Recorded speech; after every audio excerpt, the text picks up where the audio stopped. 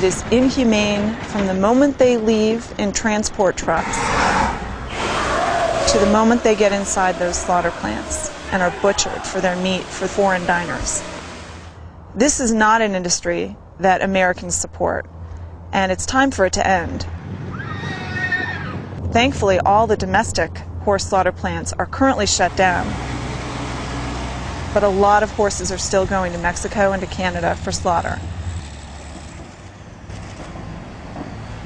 Our fight is not over until we stop these exports of horses to these bordering nations.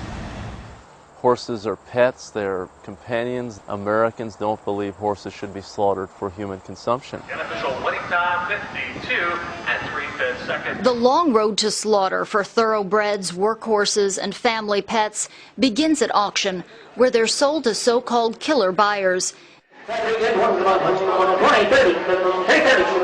These agents for slaughterhouses will even outbid families who would have provided horses with a new home.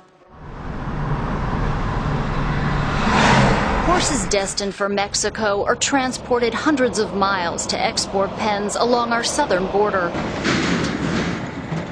Day after day, a caravan arrives at these pens on the outskirts of El Paso. The horses trucked in spend a few hours here before they're reloaded onto trailers bound for Mexico. They're shipped from one location to another, often in trucks that are too small for them. They're inhumanely handled onto the trucks and off the trucks.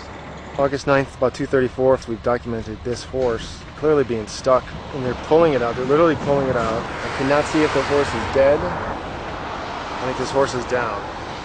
The injured horse is left lying in the dirt until HSUS investigators demand that she receive veterinary care. The horse is later euthanized. They're triple-digit day with a high of 101 degrees. At another Texas border crossing, this truck idles in 100-degree heat for 2.5 hours until export paperwork is approved. The horse's final journey will cover some 600 miles, ending at a slaughterhouse in central Mexico.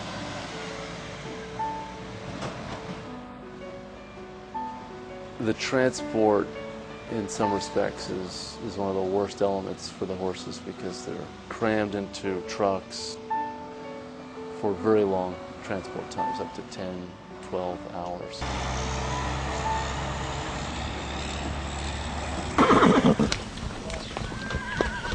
From export pens in New Mexico, horses walk across the border. Their tired and battered bodies are evidence of what they've been forced to endure.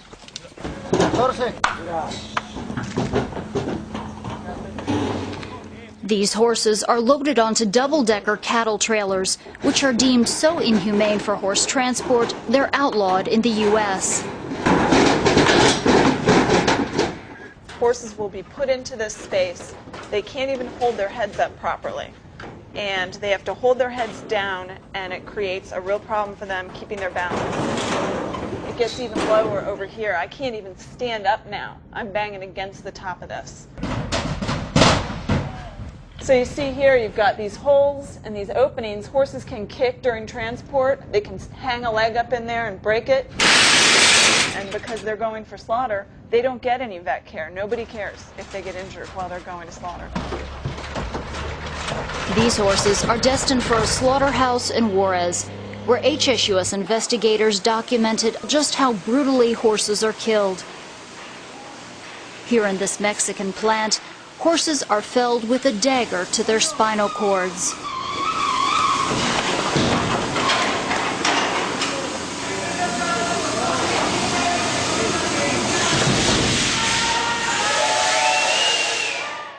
Our horses are not bred, raised, or in any way intended for such a use. They all deserve a better end than to be sent to a slaughterhouse and exported for their meat to foreign diners.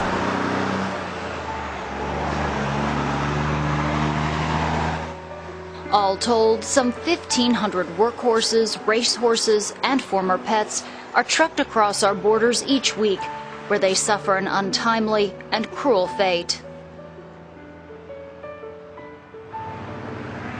It's critical that we pass a permanent ban on horse slaughter in this country, and we can stop the flow of American horses over the border to Mexico or to Canada, where they suffer a grisly death.